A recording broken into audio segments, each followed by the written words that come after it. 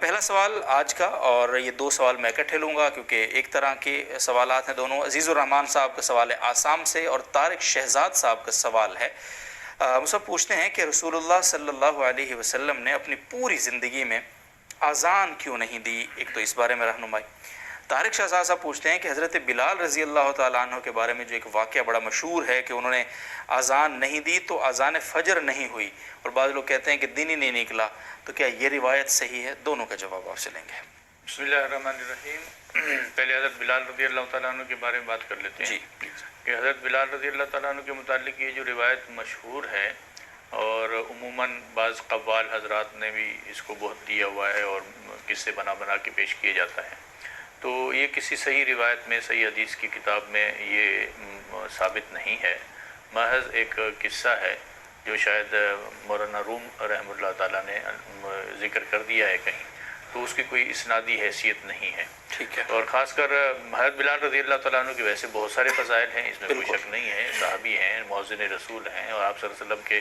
سفر و حضر کے ساتھی ہیں، بہت سارے فضائل ہیں، لیکن یہ خاص فضیلت ان کے ساتھ بس کسی نے جوڑ دی ہے اور وہ ٹھیک نہیں ہے۔ خاص کر ہم یہ دیکھتے ہیں کہ ایک صحیح روایت میں ہے کہ نبی اکرم صلی اللہ علیہ وسلم سفر پر تھے اور رات کو تاخیر سے آپ نے پڑاؤ ڈالا اور یہ فرمایا کہ آج کون ہے جو جاگے گا اور ہمیں صبح تک فجر کے لیے اٹھائے گا۔ حضرت بلال رضی اللہ تعالیٰ نے فرمایا کہ میں جاگوں گا اور صبح کو اٹھاؤں گا، لیکن ہوا یہ کہ سب حضرات سو گئے، آپ صلی اللہ علیہ وسلم بھی آرام فرما ہو گئے۔ حضرت بلال رضی اللہ تعالیٰ مشرق کی طرف رخ کر کے اور اونٹ کے کجاوے کے ساتھ ٹیک لگا کے وہ بیٹھ گیا تھا کہ سورج جیسے ہی صبح صادق ہوگی میں اٹھاؤں گا، لیکن حضرت بلال کو بھی نیند آ گئی، اور ایسی نیند آئی کہ سورج کی شعاؤں نے آپ صلی اللہ علیہ وسلم کو جگایا، آپ اٹھے تو اس کے بعد حضرت بلال رضی اللہ تعالیٰ اٹھے جاگے ہیں۔ تو آپ نے پوچھا کیا ہوا؟ تو حضرت بلال رضی اللہ نے فرمایا کہ جس نے آپ کو سلایا اس نے مجھے بھی سلا دیا۔ تو اس سے پتہ چلتا ہے کہ حضرت بلال کے اذان نہ دینے سے سورج طلوع نہیں ہوتا، یہ بات ٹھیک نہیں۔ ٹھیک ہے، وہ تو سورج طلوع ہو گیا، صبح صادق تو کیا سورج طلوع ہو گیا، لہذا یہ روایت تو بہرحال درست نہیں ہے۔ اور دوسری بات کہ آپ صلی اللہ علیہ وسلم نے اذان کبھی دی ہے یا نہیں دی، خود بنفس نفیس ہے، اتنی بات تو ثابت ہے کہ آپ صلی اللہ علیہ وسلم نے حضرت حسن رضی اللہ تعالیٰ عنہ کے کان میں جب وہ پیدا ہوئے تھے اذان دی تھی۔ ٹھیک ہے، یہ بالاتفاق ہے اور سارے لوگ اس کو مانتے ہیں۔ باقی یہ کہ خود نماز والی اذان آپ صلی اللہ علیہ وسلم نے کبھی دی ہے یا نہیں دی، اس میں شروع سے ہی محدثین کا اختلاف چلا آ رہا ہے۔ علامہ نووی رحمہ اللہ تعالیٰ ان کا خیال یہ ہے کہ آپ صلی اللہ علیہ وسلم نے اذان دی ہے۔ ترمذی شریف میں ایک روایت بھی ہے کہ آپ صلی اللہ علیہ وسلم نے اذان دی اور پھر اوپر سے بارش ہو رہی تھی، نیچے کیچڑ تھا، تو آپ صلی اللہ علیہ وسلم نے سواری کے اوپر بیٹھے ہوئے ہی اذان کہی اور اذان کہنے کے بعد لوگوں کو جماعت کروائی اسی سواری کے اوپر بیٹھ کر۔ یہ روایت ترمذی شریف میں موجود ہے، لیکن ابن حجر عسقلانی رحمہ اللہ تعالیٰ جو بہت شراح حدیث مشہور ہیں، شراح حدیث میں سے، ان کا خیال یہ ہے کہ نہیں، آپ صلی اللہ علیہ وسلم نے پوری زندگی اذان نہیں دی ہے۔ اور پھر یہ جو روایت ہے ترمذی شریف والی،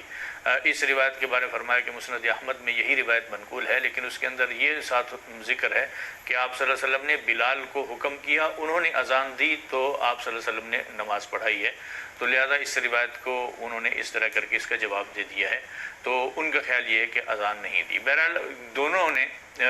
بالیقین نہیں کہا کہ آپ نے اذان دی یا نہیں دی، انہوں نے اپنے دلائل دیے، انہوں نے اپنے دلائل دیے۔ اس پہ علامہ عبدالحی لکھنوی رحمہ اللہ تعالیٰ کا مستقل رسالہ بھی ہے اسی موضوع کے اوپر کہ اذان فجر، اذان آپ صلی اللہ علیہ وسلم نے کبھی دی ہے یا نہیں دی، اور اس کے اندر بھی خلاصہ علامہ نقوی رحمہ اللہ نے یہی نکالا ہے کہ اس میں کوئی بات پکی کرنا یہ ٹھیک نہیں ہے،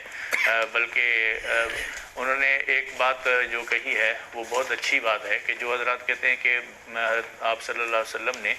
اذان نہیں کہی، اس کی وجہ ذکر کر دی ہے کہ آپ جب بھی کوئی کام کرتے تھے تو وہ پھر ہمیشہ کے لیے کرتے تھے، تو اگر آپ اذان دیتے تو پھر آپ ہمیشہ اذان دیتے، جب ہمیشہ اذان دیتے تو یہ منصب نبوت کے ایک ذمہ داریوں میں سے ہو جاتا، پھر ان کے جو خلفاء تھے ان کی ذمہ داریوں میں سے بھی ہو جاتا کہ وہ اذان دیا کریں گے، جیسے کہ امامت ان کی ذمہ داریوں میں سے تھا، یعنی خلیفہ جو ہوتا تھا وہی امامت کروایا کرتا تھا، تو آپ صلی اللہ علیہ وسلم بھی امامت کرواتے تھے، پھر خلفاء نے بھی امامت کروائی ہے، پھر ان کی ذمہ داری بن جاتا۔ جبکہ خلافت کے بقیہ جو امور ہیں وہ اتنے اہم ہوتے ہیں کہ اس اذان دینے سے کئی مرتبہ کئی درجہ وہ زیادہ اہم ہوتے ہیں، اس لیے آپ نے یہ ذمہ داری اپنے اوپر لی ہی نہیں ہے تاکہ بقیہ بعد والے خلفاء کو اس مشقت کا سامنا نہ کرنا پڑے۔ تو یہ وجہ انہوں نے ذکر کی اور کافی مضبوط وجہ ہے،